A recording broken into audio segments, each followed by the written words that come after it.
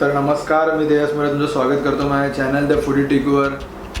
तर आता झालेल्या माहितीनुसार आपला चिंतामणी आपला आगमनाची नुकताच शतक उत्सव साजरी करून शतक पूर्ण झालेला आपला चिंतामणी यंदाच्या वर्षी त्याच्या मंडपात घडविला जाणार नाही।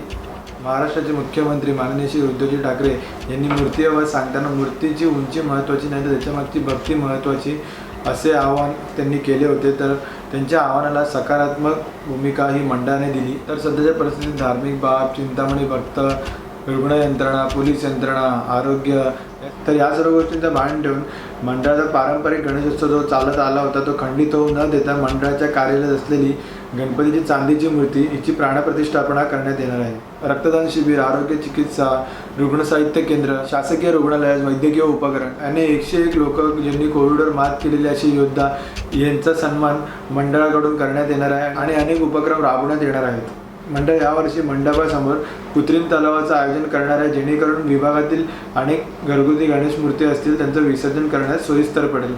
तसेच गतवर्षी पश्चिम महाराष्ट्र, कोकण पूरप्रसंगी व आता कोरोना विषाणू प्रादुर्भावाप्रसंगी मंडळाने मुख्यमंत्री निधीला 5 लाख व 3,51,000 सुपूर्द केले आहे। जनसेवा ही ईश्वर सेवा या वाक्यानुसार यंदाच्या वर्षी मंडळाने आपला गणेशोत्सव साधेपणाने साजरा करण्याचा निर्णय घेतला आहे। यंदाच्या गणेशोत्सवात मंडळाने जनतेचे आरोग्य जपण्याचे आवाहन केले आहे। चॅनलला सबस्क्राईब करावा।